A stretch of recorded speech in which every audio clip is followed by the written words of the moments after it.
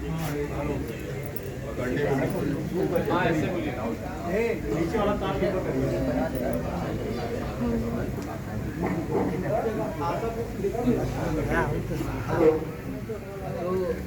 आज विद्या आश्रम के स्थापना दिवस पे हम सब यहाँ इकट्ठा हुए हैं और निश्चित तौर पे तमाम सारे साथियों ने इसके एक विरासत की चर्चा यहाँ की है और हम सब के ऊपर भी एक ऐतिहासिक जिम्मेदारी के तौर पे है कि हम इस विरासत को और व्यापक करते हुए व्यवस्था और सामाजिक नई संरचना की ओर इसको आगे बढ़ाएं। क्योंकि साथियों, एक चीज जो लगातार बातचीत में हम लोग के पिछले लंबे समय से, जब से भारतीय जनता पार्टी की सरकार हुकूमत में आई है, हम सबके जहन में बात बहुत गहराई से बनता गया कि ये सत्ता बहुत ताकतवर है, ये समाज बहुत अथॉरिटेटिव है, बहुत ताकतवर है, इनके सामने कोई आवाज नहीं उठा सकता या उठाएगा भी तो कुचल दिया जाएगा। पिछली सभा में हम लोगों ने ये बात मैंने बहुत खुल के कहा था कि नहीं, ये सरकार बहुत कमजोर है, ये व्यवस्था जितना हम इनको ताकतवर समझते हैं उतना तो बिल्कुल भी ताकतवर नहीं है। क्योंकि अपने विचार के स्तर पे आज भी पूरे देश में कहीं भी इस स्थिति में नहीं है कि वो अपने 3 या 4 जितने भी महापुरुष को वो मानते हैं उनका फोटो लगा के किसी भी गांव के बस्ती में जाकर कोई कार्यक्रम करने की हैसियत में हो।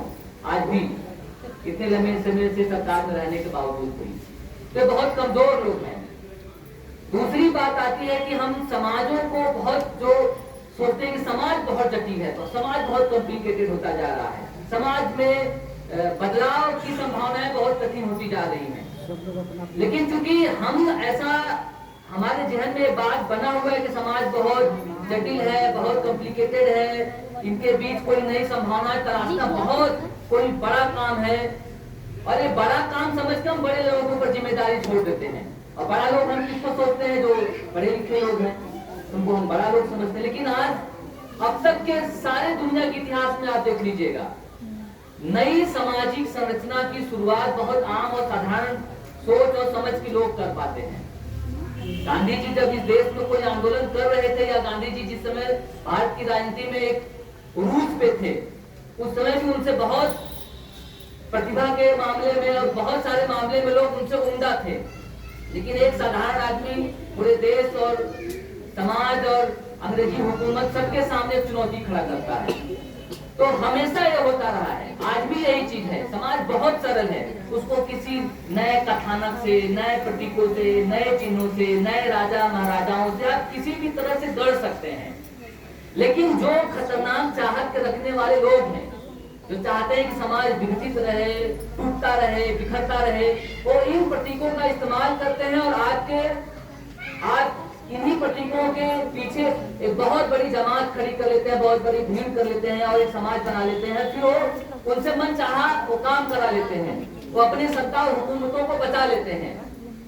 लेकिन जो नेक नियति वाले लोग हैं वो बहुत डरते हैं, वो बहुत सकुचाते हैं, वो सवाल को बहुत जटिल समझ रहे हैं, जबकि सवाल बहुत सरल है, समाज बहुत सरल है।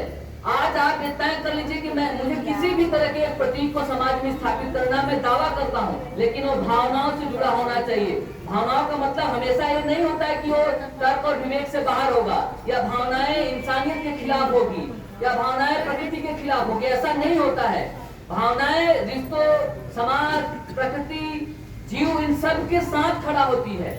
लेकिन चूंकि हम जो तर्कशील लोग हैं, जो यूनिवर्सिटी से पढ़े हुए लोग हैं, वो मानते हैं कि भावनाएं बहुत ओछा किस्म की चीज है तर्क के आगे। क्योंकि तर्क को दुनिया में स्थापित कर दिया गया कि तर्क से ही समाज चलता है, तर्क से ही दुनिया चलती है, तर्क से व्यवस्थाएं बदलती है। लेकिन ऐसा नहीं होता है। आज भी तर्क के बजाय भावनाओं से दुनिया चलती है, भावनाओं से समाज चलता है, भावनाओं से परिवार चलता है, भावनाओं से देश चलता है। आप प्रतीक एक खड़ा करके तिरंगा, कोई आधार था भारत को बन जाने का, लेकिन खड़ा हुआ तिरंगा के पीछे। आज राष्ट्रगान और तमाम सारे ऐसे प्रतीक चिन्ह है जो खड़ा हो गए और देश खड़ा हो गया। समाज भी ऐसे बनता है और बदलता है। और एक कोई मतलब पढ़ी हुई बात मैं नहीं कह रहा हूं, मैं प्रैक्टिकली उसका इस्तेमाल किया हुआ बात कह रहा हूं। मतलब एक से दो समाजों को बनाया जा सकता है और समाज ऐसे ही हमेशा, और जो जातियों को लेके भ्रम पैदा किया गया कि जातियां तो टूटती ही नहीं है, जातियों के बीच तो कोई खिड़की और दरवाजा ही नहीं है, लेकिन ऐसा बिल्कुल भी नहीं है। जातियां रोज बदल रही है। पता है अभी करीब 5 ऐसी जातियां जो दावा कर रही है कि हमको नई पहचान से आइडेंटिफाई किया जाए, वो सरकार से गुहार भी कर रही है। सरकार नहीं भी उसको अनुमोदित करेगा, फिर भी वो अपनी पहचान बना लेंगे और उनको कायम हो जाएंगे, और आने वाली कोई सत्ता व्यवस्था होगी जो उनको पहचान भी दे देगी।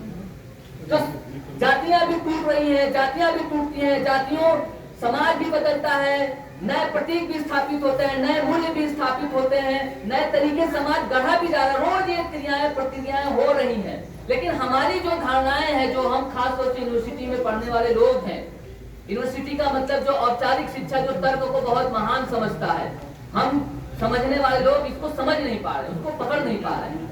इसीलिए इससे जो उपजा हुआ जो सत्ता है, इससे उपजी हुई सत्ता है, उसको ट्रैकल नहीं कर पा रहे हैं।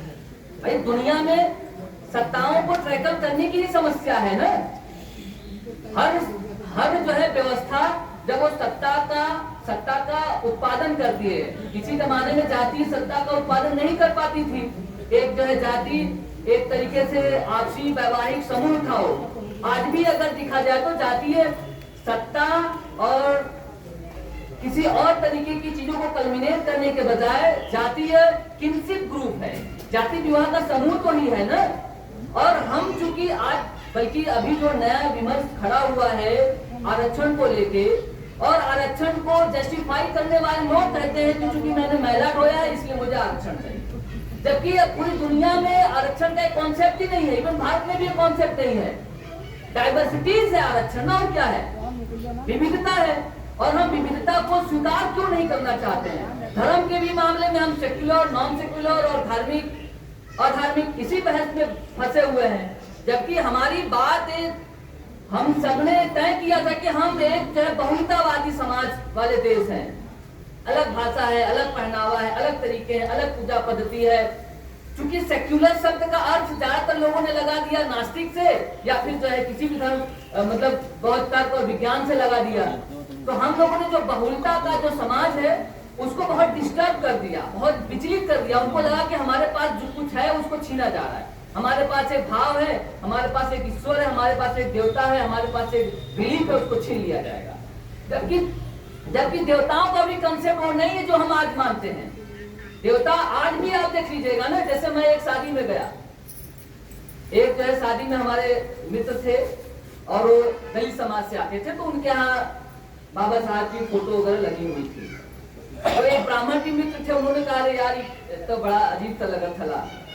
क्योंकि धर्म को हम समझते क्या है, धर्म तो हमारा पुरखों को ही पूजने की एक प्रक्रिया है ना। आज भी आप सारे समाजों में देख लीजिएगा ना, वो डी कौन है, वो आपके पुरखे हैं।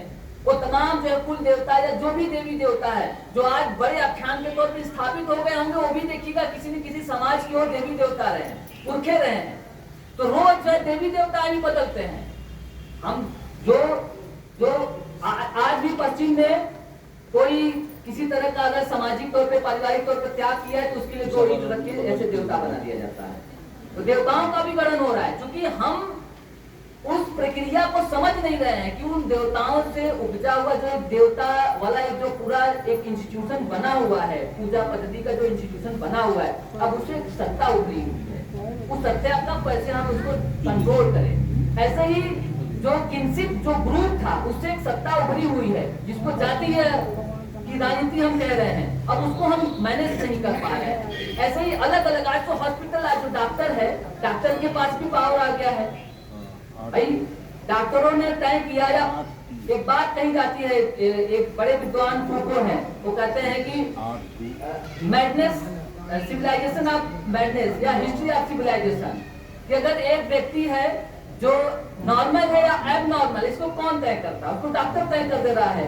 अगर आपके पास खास तौर पे जो पैटर्न वाला व्यवहार है, अगर आप उस तरीके का व्यवहार नहीं करेंगे तो डॉक्टर बोलेगा कि एब नॉर्मल है। तो डॉक्टर के पास भी पावर आ गया है कि आपको नॉर्मल एब नॉर्मल घोषित कर देगा। यानी कि सत्ता सारे संस्थानों से उभरती है।